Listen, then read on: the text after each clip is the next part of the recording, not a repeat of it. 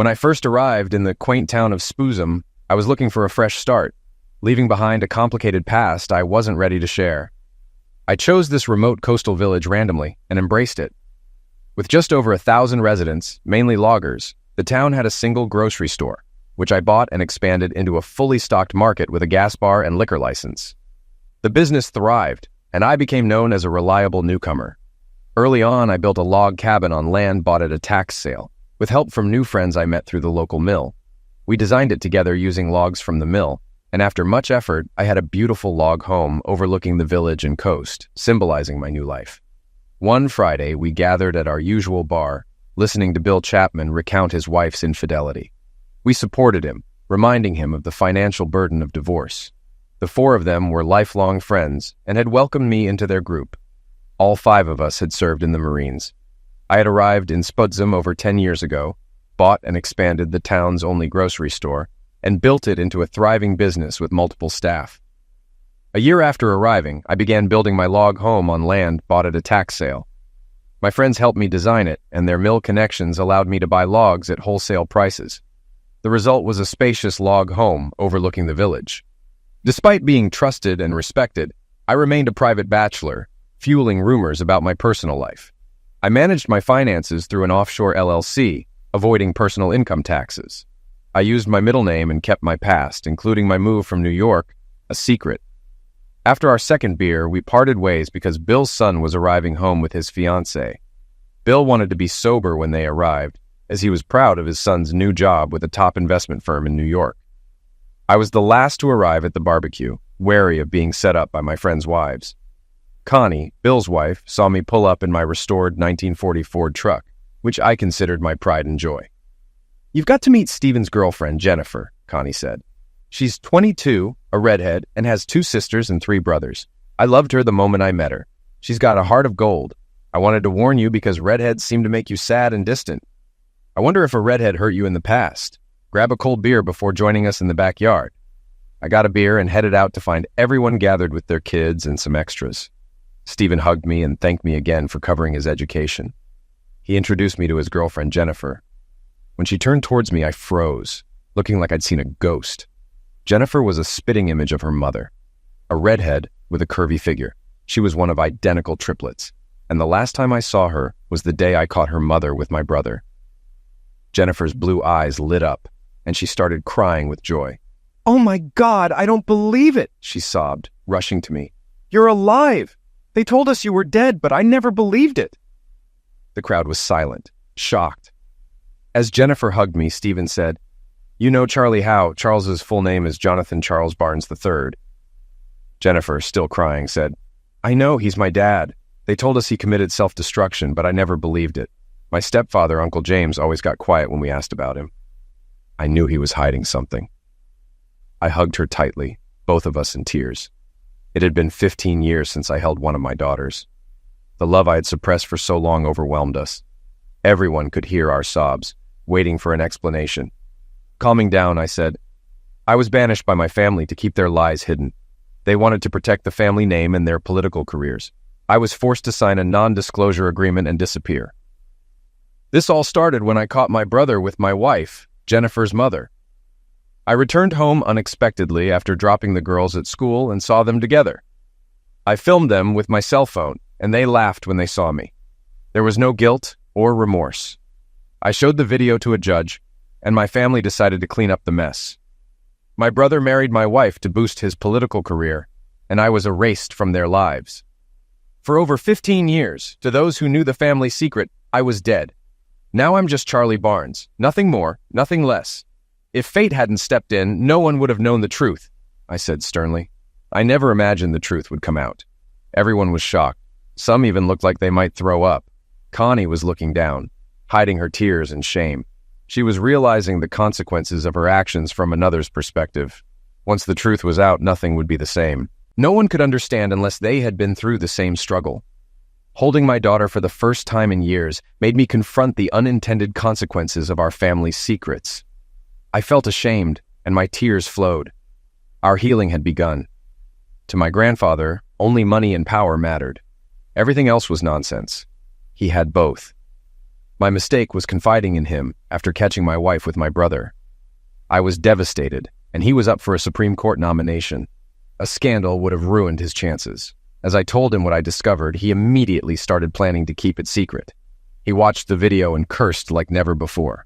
His first call was to my wife's father, a senator from Maine. He explained what I had caught on video and sent him the file. Joan's father was furious and agreed to fly out immediately. They decided to discuss everything together before taking action. Before his next call, my grandfather set up a recording program. With a stern expression, he called my wife, using every insult imaginable. He came down hard on her and my brother for their childish behavior. "If this gets out, your father's and my careers are over. This wouldn't be happening, Joan, if you had kept your legs crossed. James's family and the media will eat this up," my grandfather said. "They'll claim incest on the front page." He signaled for me to be quiet, put the phone on speaker, and asked Joan if her 3 daughters were mine. She said yes. He replied, "How do you know for sure? Maybe we should get blood tests since you've proven unfaithful." Joan angrily said her affair with James started 3 years ago, insisting there were no others. The judge responded, "Why should we believe you? You said you were on the pill to avoid more kids. James might not be your only lover." He then asked, "Do you love John?" She said she did, but now it felt more like a sister's love. Those words broke my heart. Seeing my pain, the judge was furious. Joan, in tears, admitted, "James and I are to blame.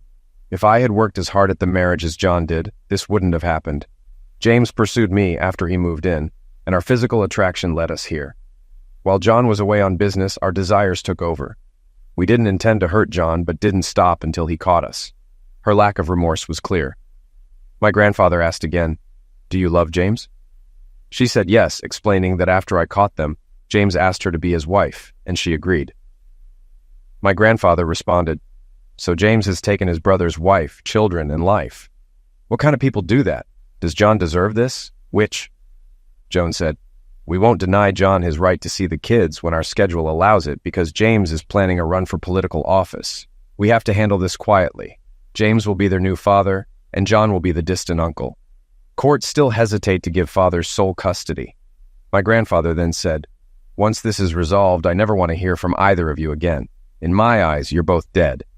He slammed the phone down. I had never seen him so mad. After a while, he said to me, "Remember the pain and loss. They've made it clear you're out of their lives. It would be better if you were dead because that's how they see you. When your chance for revenge comes, show no mercy. Leave them ruined but alive. Joan is a conniving witch. She should have been a politician. I wish it were legal to eliminate because I'd eliminate your brother myself." With that, he punched the wall, breaking his hand. "Jennifer, it wasn't my choice. Both families decided it was best after hearing your mother's call with the judge. Joan and James put both families' careers on the line. They had to be protected too," I said, still holding her. "I can play that conversation for you later to explain more. But right now, let's calm down and enjoy this special day." Jennifer lifted her head off my shoulder, kissed me, and took my hand. Turning to Stephen, she said, "Thank you for bringing me here. It brought my father back into my life. Dad, don't leave before talking to me, okay?" I kissed her cheek and agreed. The barbecue resumed, and after finishing my bud, I let out a big burp. Everyone laughed, and Jennifer commented, "That's the dad I know. He used to burp the whole alphabet." Bill and I grabbed more beers. Jennifer stayed with Stephen but kept watching me. Bill said, "I was upset last night about my wife's affair, but now I understand why you stayed silent. Your experience makes mine seem insignificant. How you handled it amazes me. Can you give me some advice?" I replied, "Make Connie go to marriage counseling with you. She needs to understand her actions before you can forgive her. Each session will reinforce her shame and guilt. Connie still loves you, which is why she feels guilty. This will help both of you heal and find closure. Also, I approve of your son's choice for a wife." We laughed and returned to the party. Bill and Connie had prepared a lot, and as we finished eating, Bill made an announcement with Connie by his side. "Most of you don't know, but our son Stephen graduated debt-free thanks to a scholarship from our good friend Charlie. Jennifer, welcome to the family. If you have half your father's character and wisdom, my son is a blessed man." Connie added, "In your marriage, remember you're only human. There will be tough times, but never let pride get in the way. Bill and I are seeking counseling to work through our issues. It's easy to say I'm sorry, but understanding why it happened is crucial." Everyone agreed and toasted to them. As I was saying goodbye, Connie thanked me for encouraging Bill to give their marriage a second chance. She said they would seek counseling and owed me big time. I looked for Jennifer, but couldn't find her. Inside, I saw 2 suitcases by the front door. "I hope you're not leaving without me, Dad," Jennifer said. "Stephen and I decided I should stay with you to reconnect. I want you to walk me down the aisle." I got emotional. Watching her drive the old Ford home was amusing. She had never driven a manual and kept stalling. Despite the challenges, it was a memory I would cherish. Once home, I started the wood stove, gave her a tour, and settled her into her room. She loved my log home with its spacious design and private bathrooms for each bedroom. Finally, we listened to the recorded conversation my grandfather had saved. She asked for a copy, so I gave her one, along with the video of the affair, which was recorded 2 days before my supposed end of life. She was left crying, processing the raw truth and betrayal. Hearing a loved one's lies had shattered her trust and faith. I poured us each a glass of wine and sat on the couch, looking at the village lights below. When Jennifer joined me, her eyes were swollen from crying. She sat beside me, and I held her without speaking. We finished our wine before she finally spoke. "All my life, I was told they fell in love while grieving your end of life, and then married in the biggest wedding that year," Jennifer said. Hearing my mother's voice proves it was all a lie. I can't understand their coldness toward you. Was it out of hate? Mother claimed she loved you until you died. Now I wonder if anything they said was true. It will take time to process. I still don't understand it all myself, and there might not be an acceptable answer, I replied. Their marriage might not even be legal. If that comes out, James's re-election bid to the Senate will be over. I have a copy of the non-disclosure agreement I had to sign with the judge and your mother's father. I'll give you a copy before you leave. They stole your children and changed our lives in ways we'll never fully know, Jennifer said. It's like they played gods. Why did you let them? They made me a betrayed man. My grandfather believed they planned it all, counting on both families having too much to lose to expose the truth. They were right. They kept everything, and my ex took my business public, converting my equity into shares. The judge and your mother's father set up an offshore LLC in my name to help me restart my life far away. Now everything I do is through the LLC with no personal income to trace. The corporation is in a tax-free haven, and I manage its investments from my computer room, I explained. My grandfather told me the truth would eventually come out, and then I would be free. Now that you know, when I walk you down the aisle, people will see my face, and their past will unravel, becoming a public scandal, I said. Our wedding is on August 6th. They've rented the hall, booked the church, and sent out invitations. Grandfather Barnes was supposed to walk me down the aisle, but he'll give up his spot for you, Jennifer said. I want to release the information on the stick the Sunday before the wedding and start the search for your end-of-life certificate. Do I have your permission to tell your father you're alive? Yes, you can tell him. He might already know. As for why I didn't remarry, it's simple. Your mother and I never divorced. I couldn't remarry, and I didn't want to hurt anyone else. My morals and principles wouldn't allow me to be like them, I replied. Jennifer's face showed surprise as she realized the difference between her mother, my brother, and me.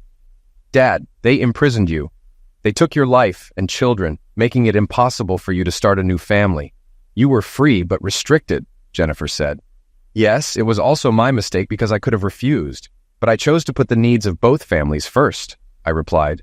I walked to the computer room, grabbed a large binder, and placed it in front of Jennifer, then refilled our wine glasses. She was amazed to see the binder filled with memories of her life.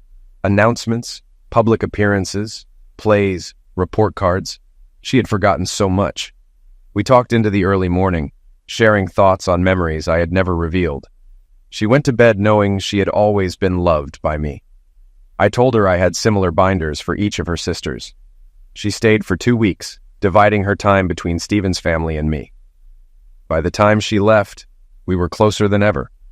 I felt blessed to have her back in my life. On the last Friday of July, I ordered to short the stock of my former company, which was $129 a share. By the end of the day, I owned over 1 million shares. Jennifer's mother, the CEO, had likely changed the trust set up for my children. The estimated market value was $45 a share. Bill, Connie, and I were flying out the next Thursday on a private jet. Jennifer, keeping her vow of secrecy, called daily to update me. Using Stephen's phone, I instructed my stockbroker to keep buying shares until August 5th, selling only at the highest value to cover margins. The judge's conversation with my wife and the video of Joan and my brother hit the airwaves on Sunday. An adult website crashed from the video's popularity, and the media jumped on the story. Questions arose about my supposed end of life, and a search for my end-of-life certificate, divorce records, and estate documents began. By 11 p.m. in New York, Jennifer called from the West Coast, saying the news coverage was a blast. Her mother and stepfather were panicking, and her sisters, Judy and Joan, were seeking answers. They asked, "Is our father still alive?" Jennifer mentioned another bombshell would be released overnight. Speculation grew that I had been forced to disappear and possibly set up to be eliminated. Jennifer then said she would call my father and hand him the phone. I heard his office door close. "Hello?" my father said. "Hello, Dad." "John, is that really you?" he asked quietly. "How are you, son?" "Yes, it is. I'm good. Jennifer can fill you in." "How is Mom? How much do you know?" I replied. "We learned about everything a week after your supposed self-destruction. We're older but healthy. You'll be proud of your daughters." "How did Jennifer find you?" my dad asked. "She found me by accident. Her fiancé's family threw a barbecue to celebrate his graduation. When Stephen introduced me to her, she recognized me. We've been in contact since," I said. "I need to stay hidden until the wedding, so I'm flying in Thursday night with the groom's parents." "Can I stay hidden at your estate?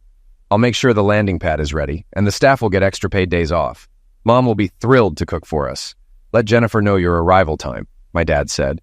He wanted it to be a complete surprise for my mom. Early Monday morning, European markets saw my former company's shares drop over $20, according to FBN. At Monday's opening, I bought another million shares short at $101 each. That afternoon, seeing the values continue to fall, I placed a buy order for 4 million shares at $45 each, selling all my shares at $65. Media hysteria, led by CNN, was destroying James and Joan Barnes, with accusations of incest, possible liquidation, and betraying dominating headlines. The FBI announced an investigation into my disappearance. By Thursday, my former company announced CEO Joan Barnes had accepted a buyout, stabilizing the stock at $35. On Friday, the stock began to climb, but James faced a Senate ethics investigation with calls for his resignation. He claimed he and Joan got involved only after my reported self-destruction and suggested the judge's conversation and the video were fabricated. CNN announced a voice audit to verify the conversation, highlighting that no end-of-life certificate for me had been found. Joan's father announced his sudden Senate retirement due to health issues, impacted by his daughter's actions. My former company's shares closed at $59 on Friday, confirming my purchase at under $45. Thursday night, a helicopter brought me to my parents' house. As I stepped out, my mother, overwhelmed with emotion, was supported by my father. It had been over 15 years since I'd seen them. My mother spent the next 2 days fussing over me, delighted to have me home. On Saturday, Jennifer stepped out of the church, signaling me to leave the limo. A CNN reporter caught me on camera and I declared, "I'm the Walking Dead," before joining Jennifer. She looked stunning, and we walked in arm in arm, proud and beaming. Inside the church, I saw Joan leading the bridal party. She still looked good from behind. The ring bearers and flower girls followed, dropping rose petals. Judy, ahead of us, noticed me and silently signaled Jennifer to remain quiet. Jennifer nodded, her face radiant with joy. Everyone wondered where the best man was, not realizing he was walking his bride down the aisle. I saw Joan seated beside a man who I assumed was James, now with a typical dad bod and a bald spot. Joan and Judy cried as they saw me. I handed Jennifer to Stephen and took my place beside him. The ceremony was beautiful and emotional, with tears of joy flowing from my daughters. Joan and James, however, looked pale and avoided eye contact with me throughout the ceremony. During the evening festivities, I was repeatedly asked how I became my son-in-law's best man, and if I had introduced the couple. When we signed the marriage certificate, the priest was shocked by my signature, revealing to many that I was alive. Cell phones were buzzing, and there were 3 live feeds. The judge and the senator had orchestrated a plan to avoid a scandal. After the birth of my triplets, I was called back to the Marines, where I served for 3 years, fighting the Taliban. I earned a hardcore reputation, and faulty body armor left me with 8 bullet scars. After my discharge, I went to the Cayman Islands to reorganize my accounts and met with the judge and my grandmother, who suggested I start anew by throwing a dart at a map, which led me here. In the congratulatory line, Judy and Joan introduced me to everyone, glowing with pride. Joan and James were the last. Stephen was polite, but Joan was in shock. Jennifer confronted her mother, saying she had found me and released the information about their betrayal. Joan was furious, but silent. James, stunned, said we needed to talk. I told him I had heard everything during the call with the judge. I offered them no sympathy, saying they would face the consequences. My daughters saw me smile as Joan and James left the church, knowing they were about to be served with divorce papers and alienation of affection charges. The media frenzy would only worsen their nightmare. We headed to the park for wedding photos. In the limo, Jennifer explained everything to her sisters, who clung to me. They were surprised Jennifer had stayed with me for 2 weeks. My daughters had grown into beautiful women, making me proud. Jennifer shared how I had kept mementos of their lives, showing them how much I loved them. The only awkward moment was during the photo with all 5 parents. Connie and Bill stood between us, as James and Joan were in a foul mood, their world collapsing. The media dubbed me the Walking Dead, rehashing everything they thought they knew. At the bridal dinner, I gave a toast as the best man and father of the bride. I spoke honestly about my bond with Stephen, who I saw as the son I never had, and shared some humorous stories. I expressed my surprise at meeting his bride and wished them wisdom and happiness in their future together. My mother beamed with pride. When Stephen stood up, I nearly lost it. He began, "It's rare for a groom to say his father-in-law is his best friend. Jennifer's father paid for my education and guided me through tough times. Discovering in June that John was Jennifer's real dad was a shock. My father said I was blessed to have Jennifer as my wife. To both of my fathers, thank you for making me the man I am." When the bride and groom started their dance, they captivated everyone. Jennifer looked stunning. Judy and Joan kept me on the dance floor, wanting to spend as much time with me as possible. Outside of my mother, they monopolized my time. Then the master of ceremonies announced it was time for the bride and her father to dance, but first gave the mic to General David Bloomberg. The general said he was there to award 3 medals to Hard Hat Charlie, a major in charge of a SEAL platoon. He recounted a classified mission gone wrong, where Charlie, stripped down to just his vest, helmet, boots, and underwear, bravely carried 2 bazookas into a clearing. His actions broke the enemy's resolve, and he saved many lives. The general presented 2 Purple Hearts and 1 Silver Star to Major Jonathan Charles Barnes III. I walked up, and the general pinned the medals on me and saluted. My parents and daughters were very proud. Jennifer led me to the floor for the father-daughter dance to Your Daddy's Home, a very emotional moment. During the mother-son dance, I joined Stephen and Connie on the floor with my mother, whose joy was evident. Later, the bride and groom changed into their going-away outfits. Jennifer found an envelope addressed to them with a $2 million cashier's check inside, signed by me with a note saying, "Follow your dreams." Jennifer cried with joy. I slept until almost noon on Sunday, having gone to bed at 6 a.m. after the reception. Judy and Joan had taken me to a Chinese restaurant for a late-night meal, wanting private time with me. We exchanged phone numbers and addresses, and they arranged to visit me for a few weeks. After a shave, shower, and getting dressed in my usual attire, blue jeans, a white t-shirt, an unbuttoned denim shirt, black socks, and cheap Walmart running shoes, I felt at my best. I loved the simplicity of driving my old Ford truck. I came downstairs to a full house. Mom, Dad, Bill, Connie, their 7 kids, and my 2 daughters. Connie was telling my daughters how I had saved their marriage, explaining how friends had spent years trying to figure out my story. Your father, though not religious, had the patience of Job. He never minded our attempts to set him up. We were stunned when Jennifer called him Dad. We had no idea. Until then, we thought his 2 black cats were his priority. After greeting everyone, I went to the kitchen for coffee and a smoke. Mom joined me, asking what I wanted to eat. I requested 6 pancakes, 3 soft eggs, and 4 slices of bacon. She was thrilled and started cooking, with the staff stepping aside for her. Dad came in to update me on the media frenzy. The New York Times headline read, "The Walking Dead is alive." CNN covered my military history, interviewing those I served with, who expressed surprise at my survival. One remarked, "Charlie always found a way, pushing himself and making us better." It was public that Joan married 2 brothers without a divorce, making me a known betrayed man. Senator James Barnes was mocked for his expensive promiscuous. CNN promoted the lifestyle, with feminists praising Joan, though even their comments faced backlash. A news crew interviewed people in our town, mostly receiving positive remarks. Dad laughed at the media's exaggeration, predicting I'd be seen as a saint without saying a word, while Joan and James were doomed. Mom brought my plate and watched me eat, still adjusting to my return. "Dad," Joan said, "James claims he didn't know what Mom told the judge because he was looking for you. Could that be true?" "Who knows?" I replied. "For 3 years, she was with him behind my back. They must have discussed the consequences. Your mother felt secure in her words, showing she was prepared. They expected the family to handle it. They used us all." "Oh God," Joan said. "You see it affecting everyone, not just personally. Who orchestrated it, Mom or James?" "James has never been a leader. Your mother and I are risk takers. It had to be her," I replied. "Jennifer said your gift last night, if managed properly, would set them up for life. She didn't say how much, but they plan to invest it for 5 years," Joan said softly. "The situation is just beginning to unravel. No one knows what the outcome will be. On Saturday, your mother was served. We're divorced," I said. "When you and Jennifer get married, you'll receive the same amount." "When did she get the papers?" Joan asked. "As she left the church, James got served too.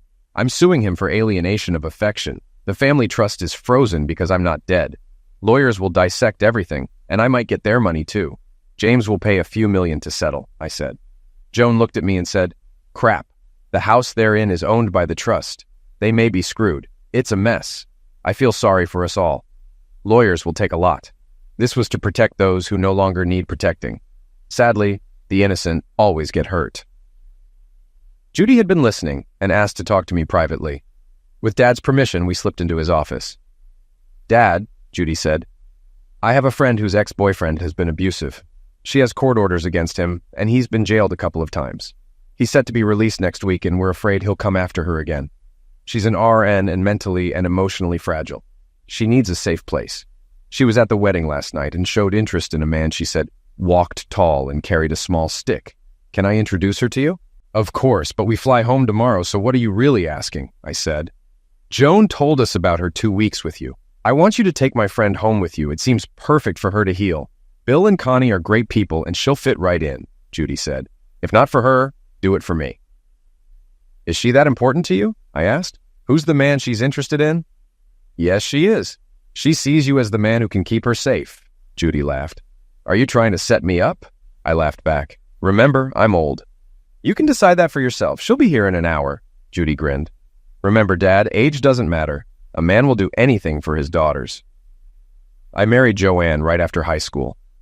Her father introduced us when I was 16 and she was 15. It was love at first sight. I joined the Marines with my father's influence, excelled, and graduated with my degree in 3 years instead of 5. By 44, I'd built a successful brokerage company. Dad and I were in the backyard shooting hoops when Judy and her friend arrived.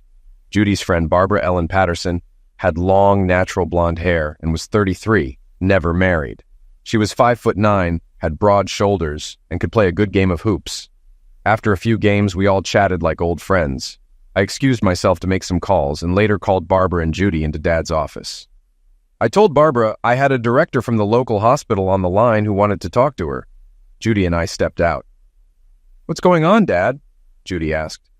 "She's being offered a full-time position in the emergency department starting in a month, pending reference checks. If she accepts, she can fly home with me tomorrow and stay with me until she finds a place. You'll need to handle her belongings," I replied. Judy hugged me and kissed my cheek. "Thanks, Dad. I knew you'd come through. Joanne thought so too. You've given her a chance to move on." Barbara accepted the position, and her transformation was amazing. Her warmth and loving nature came out, and it was a joy to see. Dad, being a lawyer, drew up a power of attorney for Judy to act on Barbara's behalf. I suggested Barbara set up a new email account to inform her contacts of her new phone number and keep them updated. Barbara, Judy, and Joanne were thrilled and quickly went to help Barbara prepare. Our plane took off at 4 p.m. and landed just before 8 p.m. On the flight, Connie and Barbara bonded while Bill and I talked about my family.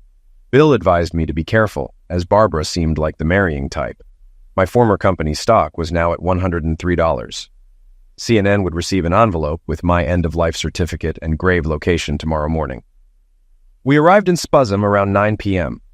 I showed Barbara the small hospital where she would work before heading to my home. The farther we got from the East Coast, the happier Barbara seemed. Seeing my log home, she said, I haven't been in a log home since I was a child. We walked to the front yard to see the view of the village, the log mill, the docks, and the Pacific Ocean. It looked like a postcard, and she loved it. I told her dusk would come between 9:30 and 10. Entering the house, I mentioned she was only the second person to stay there. Neither of us knew she would never leave. Tuesday morning, I woke before Barbara. She looked refreshed and beautiful as she came downstairs without makeup, dressed in jeans and a tank top. "Coffee's in the urn, sleepyhead," I said. "Sugar's on the counter. Half and half is in the fridge. Good morning." She replied, "Anything new in Charlie's world today?" "Let's find out," I said, turning on CNN. While she poured coffee and checked the fridge and cupboards, she noted we needed major grocery shopping. She remarked, "It's a beautiful house, but it needs a woman's touch." CNN was covering my end-of-life certificate, signed by a doctor with a questionable past, now serving time. They had dispatched a crew to the grave site. "You knew," Barbara said. "I did. The judge set this up long ago. After he died, I inherited his estate and had the caretaker mail this information," I admitted. She laughed. "Judy, Joe, and I talked about everything. Joan and James are getting what they deserve. Your daughters adore you. Judy made it clear I'd be accountable if I hurt you. They think you walk on water. I promised Judy daily reports on us." Barbara continued. "When I told Judy my thoughts about you after the general's speech, she started planning. She said, 'My dad needs a good, honest woman.' Let's drive to the port for your Washington State driver's license, nursing license, and grocery shopping," I suggested. "We can have an early lunch at Golden Corral. Sound good?" "Yes, and I need to visit the hospital's HR to fill out an official application," she said, handing me her phone. "Please enter our legal address." After coffee, she asked, "Can I drive?" I agreed, and she smiled wide, handling the clutch like a pro. "I'm surprised how well you're doing," I said. "I've been driving tractors since I was 9. If you can't drive a stick in the country, you won't amount to much," she replied.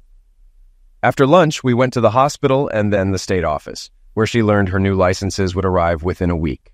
At Walmart, we overloaded the truck with groceries, new copper nonstick pots and pans, dishes for 12, and new silverware.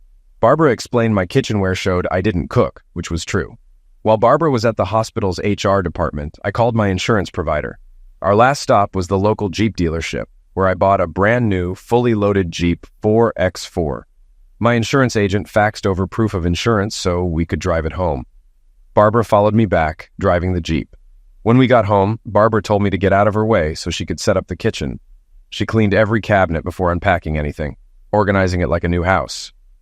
I watched in amazement, not realizing the significance. In the living room, I turned on the news. They had found my gravesite and were questioning who was buried there if I was alive. The FBI would have to answer that. I heard Barbara on the phone with Judy, updating her. I yelled, "Tell Judy you haven't assaulted me yet." Barbara yelled back, "Your daughter says you can be a real pain." I laughed, knowing I was too old for Barbara. Around 10, we celebrated with large glasses of homemade blackberry wine, watching the town lights until heading to our separate beds. I woke to the smell of bacon. Barbara was making breakfast, wearing a homemade full-length housecoat and matching nightgown. "That's hand-stitched. How long did it take you?" I asked. 2 months. How did you know?" "You can't buy that quality in stores," I replied. She smiled. "I like a man who notices little things." Breakfast was almost ready. 6 pancakes, 3 runny eggs, and 4 slices of bacon with pure maple syrup. "How did you know that was my favorite?" I asked. "Your mother told me." "You can place the eggs on your pancake," she laughed. "What else did my mother tell you?" "That's for me to know and you to find out," she said, smiling. I thought to myself, I could get used to this. I told her, "I'm going to check in at the store and pick up the plates. I paid the taxes on the Jeep." "That's fine. I'm going to measure for blinds and curtains," she said. Before I left, she kissed my cheek. "Dinner is at 6, always, when I'm not working." I realized she was making this a home, not just a place to sleep. I returned at noon and put the plates on the Jeep. Barbara told me the FBI was digging up my gravesite, and CNN was covering it live. My end-of-life certificate had been issued the day before I re-enlisted. I got a text from the lawyers. Joan wanted a quick divorce and to deal with the trust separately. She wouldn't fight the infidelity grounds, which would speed up the process since she was already remarried. I agreed. "You're making the right move," Barbara said. "I'm done measuring. We need to discuss rod styles, materials, and prices." "Why?" I asked. because this town is growing and soon other homes may have a direct view into your home. Also, finishing the house will add value. We spent the next 4 hours ordering items online. After spending 10 grand, I asked if she expected me to hang them. "Yes, that's a man's job, but I'll help," she said. She checked in with Judy, who had inside knowledge of what the FBI found in the coffin. Inside was a bubble-wrapped FedEx envelope containing a note. "Next time, James and Joan, when you try to eliminate someone, make sure the person you hire is competent." It was signed by me. I laughed when I heard that. Barbara asked for an explanation. I told her that before I left to report, the judge had me sign blank pages, as if signing a letter. The note must have been one of them. Just as Barbara was about to start supper, I got a call saying my friends and their wives were coming to welcome Barbara to the neighborhood. I told her not to bother starting dinner because we were about to have a house full. Connie had spread the word that I brought back a classy lady, and my daughters approved. Everyone wanted to meet the woman who got my attention. They joked all night that they had to see it to believe it. Charlie had finally found a girlfriend. Within 10 minutes, everyone arrived. I proudly introduced Barb.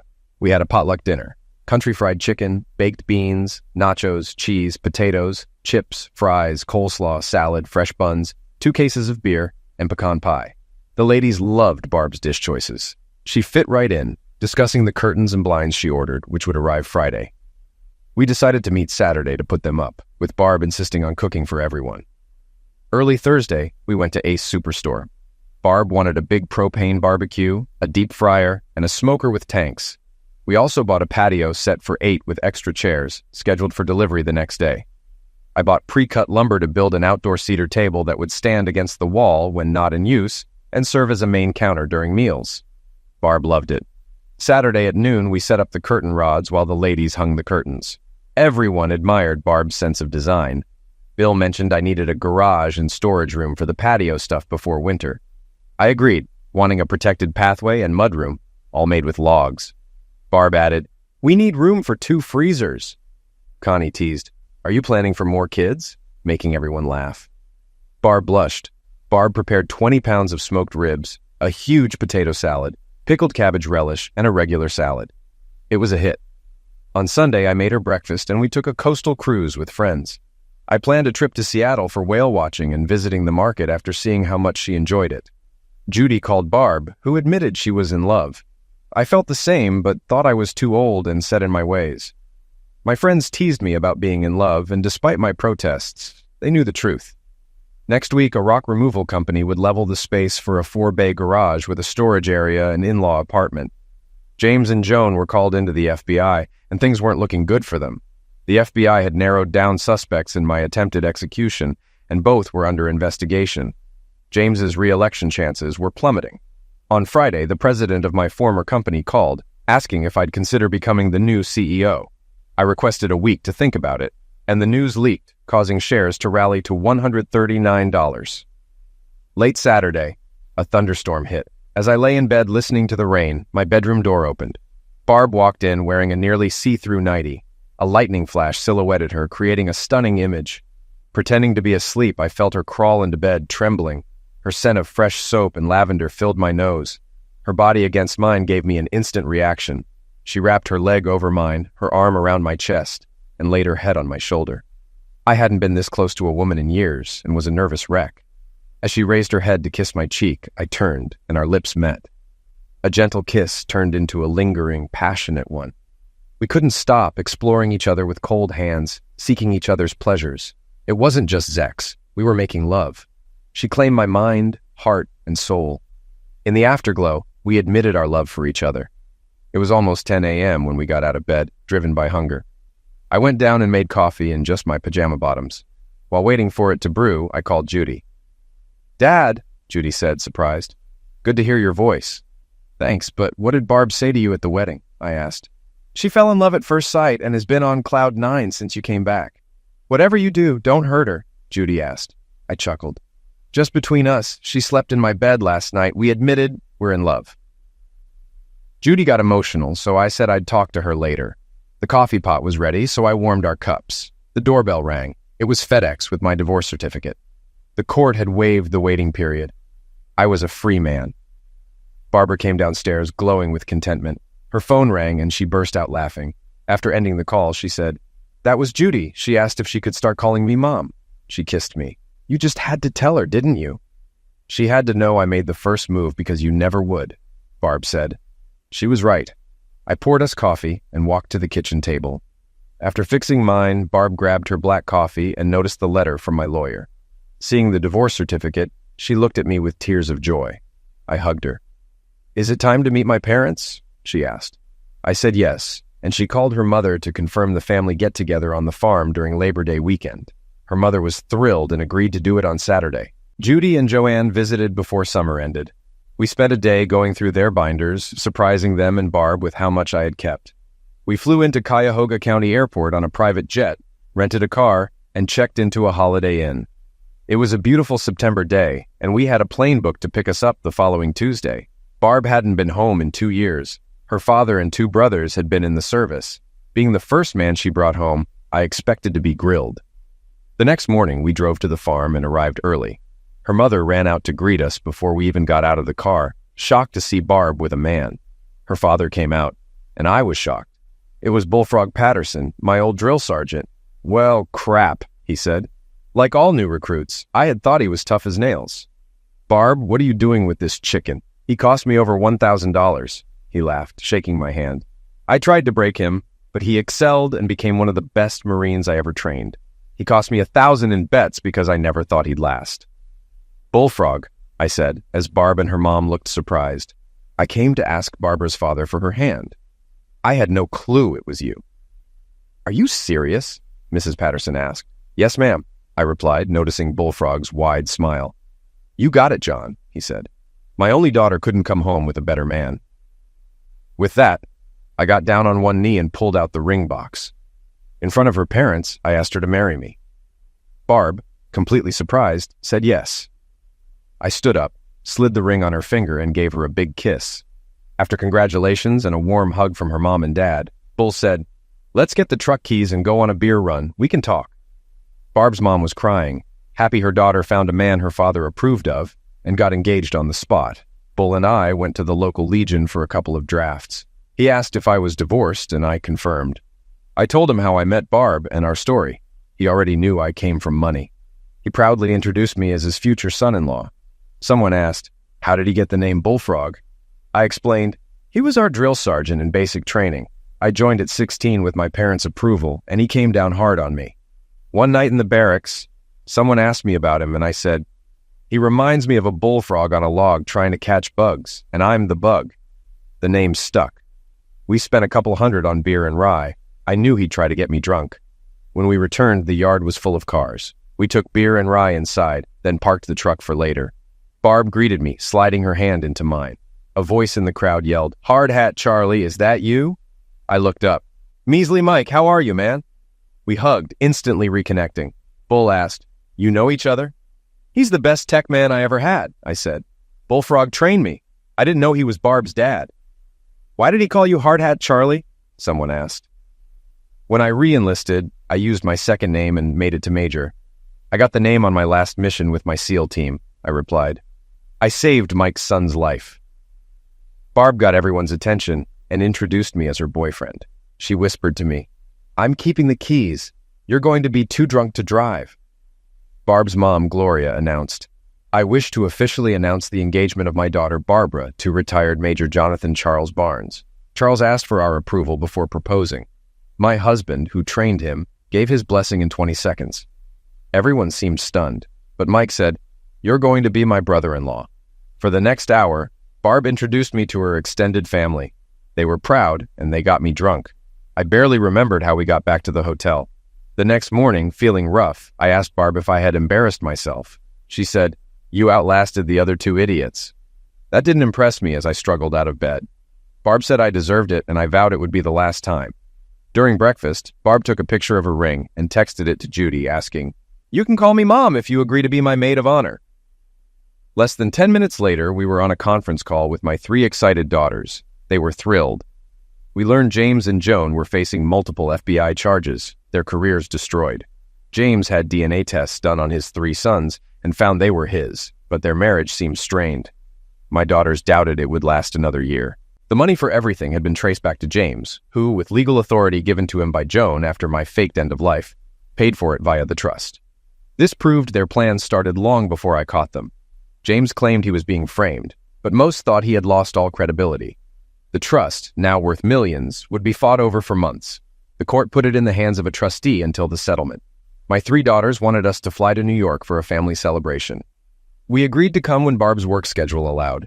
With Barb's approval, I accepted the CEO position with meetings on the 2nd and 4th Friday of each month and secured conference calls 3 days a week to limit time away from Barb.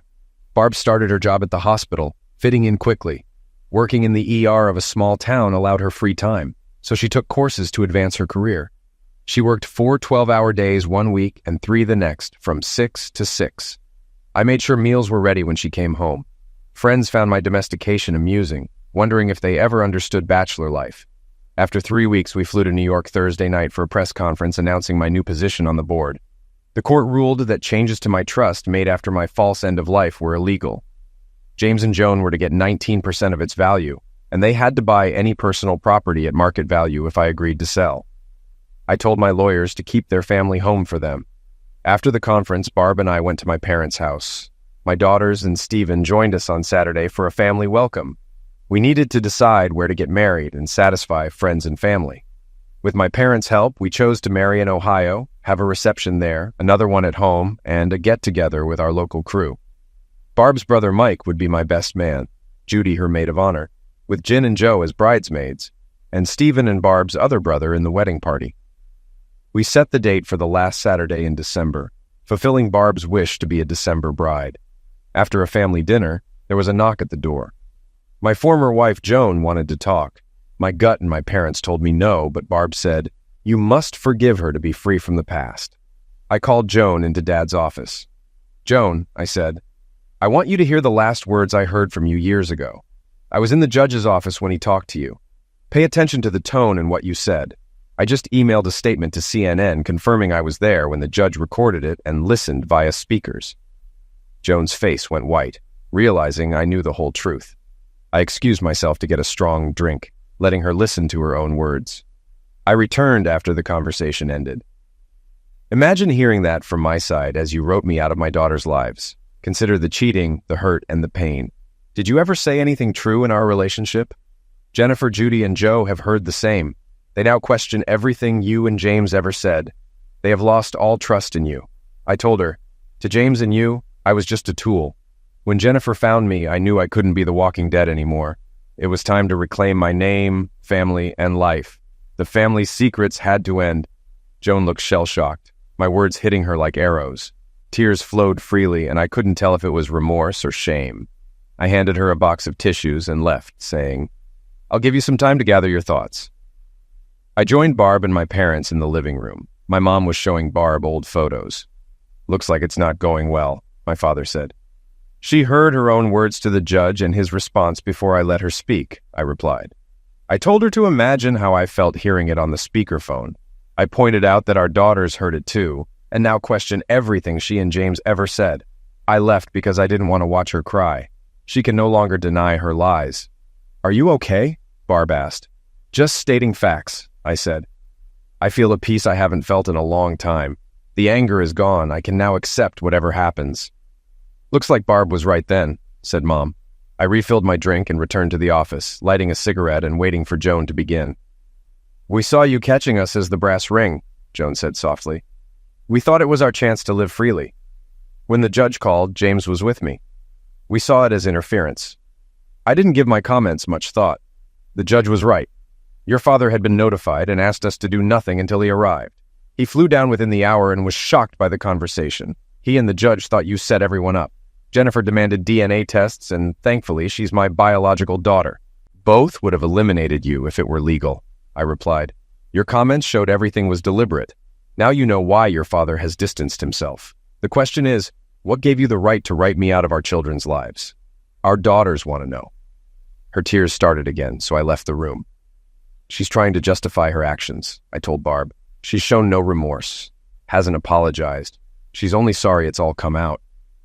"We're both facing prison time," Joan said when I returned. "The FBI has charges of lying, tax evasion, faking an end of life, theft, and more. Our lawyers are trying to plea bargain. James and I think if you spoke up, it might help. They haven't asked me anything. Why would they? I was overseas fighting while you played games, I said with a smile. I can't help you. This is your mess.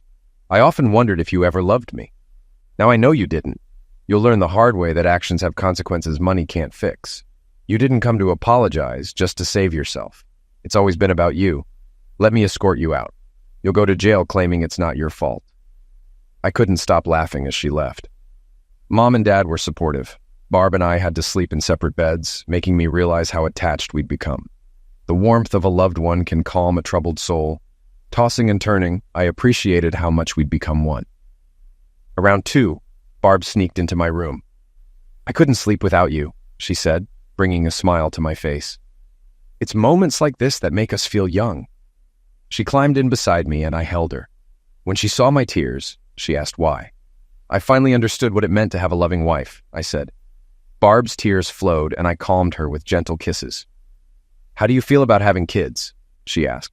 I paused, then said, kids keep the old young at heart. If you're okay with me being in my 60s when they're grown, I have no problem having more than one. Then let's start working on one, she said, and we did. Dad was already up when I went downstairs. The smell of fresh, perked coffee filled the air, bringing back childhood memories. Good morning, Dad said as I joined him at the table.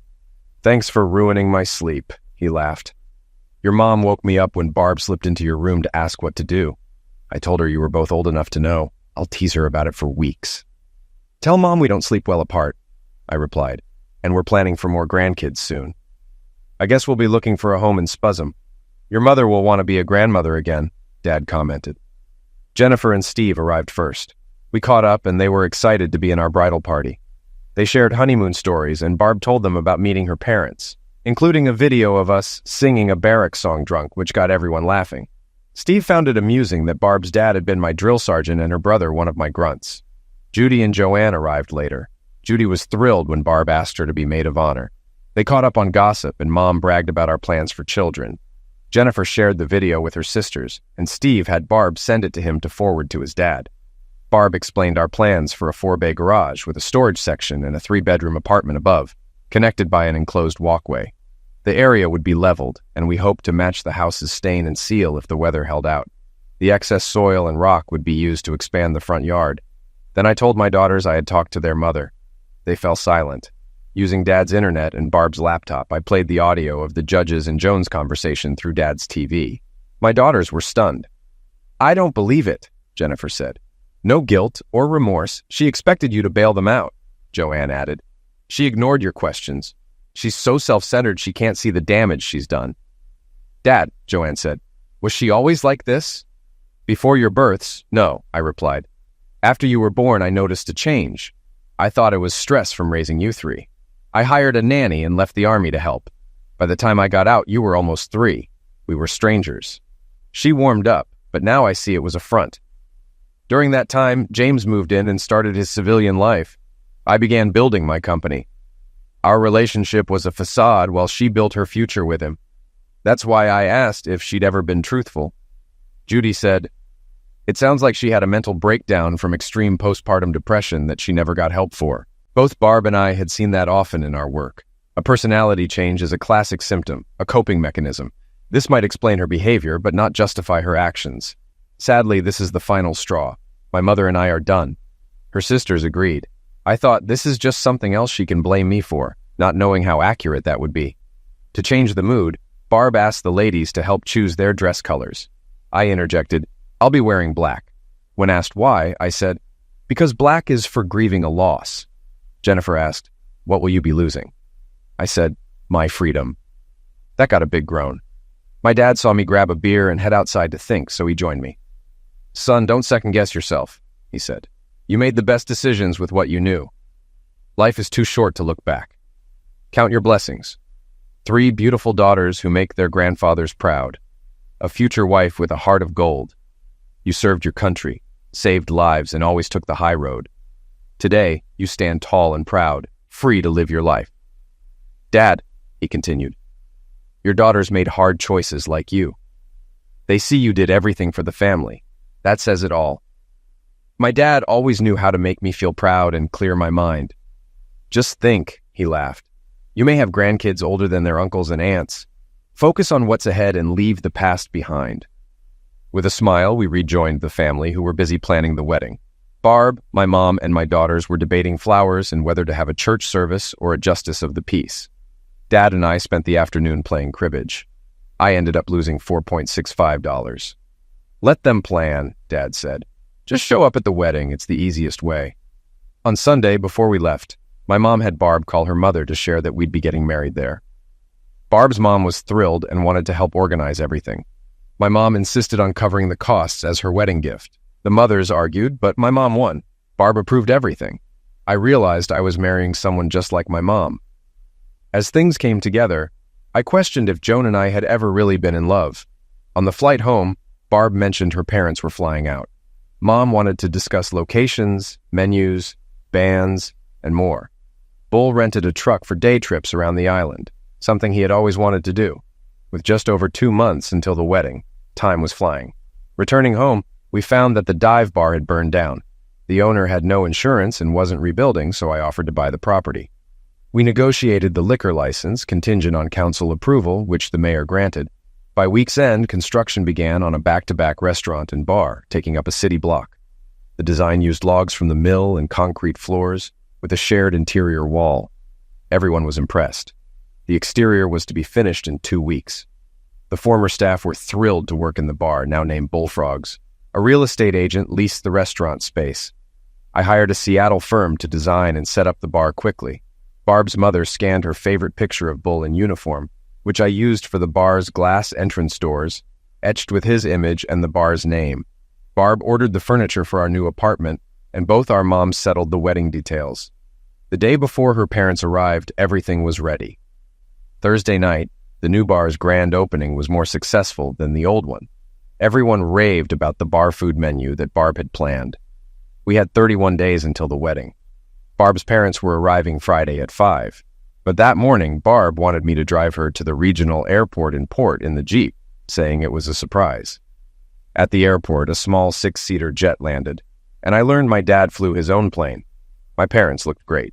We settled them in and shared beers when Barb's parents arrived. It was too late to cook dinner, so we drove them to our new bar. I let Bull drive my old Ford truck, which reminded Barb's mom of their dating days. Barb followed in her beloved Jeep. Bull was amazed to see his image on the main doors. My dad whispered, "Well done." I asked Bull to yell an order like he did in training. He humorously obliged, and 16 former Marines fell into formation and saluted him. He shook their hands, greeting them by name. Gloria beamed with pride, saying, "You will have to carry him home." Barb kissed me, saying, "I love you." She told her mom that she hadn't known about the bar's name. Bull was deeply moved by the plaque that read, "Named after the toughest drill sergeant of them all, Bullfrog Patterson." We all enjoyed Barb's menu. Dad and I carried a very drunk Bull to bed, and it was a night talked about for weeks. Later, Gloria revealed that Bull was being pushed into retirement after 40 years, and Mike was taking over the farm. They planned to move to town, but Bull was struggling with the change. Barb and I realized he'd be perfect to manage the bar. Gloria asked where they would live. Barb offered the in-law suite, warning about loud thunderstorms. Gloria asked how Barb managed them, knowing her childhood fear. Barb, with a knowing smile, said, "Charlie helped me make them one of my favorite things," making my parents laugh. As Gloria and Bull toured the island, my parents looked for a new residence. We hadn't disclosed our plans to Bull, wanting him to see the area first. When the furniture arrived, Barb and I were busy unpacking when we saw an official car. It was the FBI looking for me. I insisted on talking with them with Barb present. We sat at the kitchen table with Agent Peter McCormick, who had troubling news. James was arrested for fraud, tax evasion, falsifying an end of life, attempted liquidation, theft, and assault on Joan, who had filed for divorce and faced her own charges. James was denied bail, but Joan was granted bail for the kids.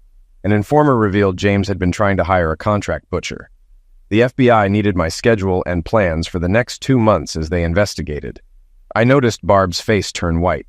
The agents were taking it seriously because the trust had a clause stating if I divorced and died within 6 months, my trust would be controlled by my ex-wife. Until the trust was split and approved by the court, I couldn't legally change anything. Agents had been assigned to investigate, and I couldn't change my daily routine. Barb and I understood the gravity of the situation. After they left, we discussed how to inform my parents and steps for our protection. It was the last Saturday we'd be together until the wedding. My parents had bought a 5-acre lot outside of Port and finalized the deal. They linked up with a local contractor to build a log home slightly bigger than ours on a 4-foot crawl space, with a custom kit arriving in 3 weeks. Bull was hesitant about leaving small-town life. While my parents were out, Barb, her parents, and I sat in the living room. I asked Bud how much he was taking from the farm when they moved. He said, "We haven't thought about it much. I don't like the idea of neighbors 200 yards away." "Dad," Barb said, "Charlie and I wonder if you consider moving here to manage the bar. You can live in the in-law suite rent-free with a starting salary of $60,000 a year." Bud was shocked, but promised to think about it. Gloria later told Barb she thought it was a done deal since Bull was proud of the bar. They discussed what Gloria wanted to bring while preparing a big dinner. The 4 of us watched them drive back to Ohio. Back inside, I told my parents we needed to talk. Mom was heartbroken when I mentioned the FBI's visit. She blamed herself for not raising James right. I reminded her of the judge's advice and how she taught us to associate with people who build us up. "Your teachings kept me balanced and strong." James just threw his away. "Well, Mom and Dad," Barb said, "I've got some good news to cheer you up, but you have to keep it to yourselves." I was puzzled but curious. My parents agreed. "My doctor says by the time we get married, I'll have 32 weeks to go," Barb said gleefully. "If it's a girl, she'll be Gloria Elizabeth. If it's a boy, Jonathan Charles Barnes IV."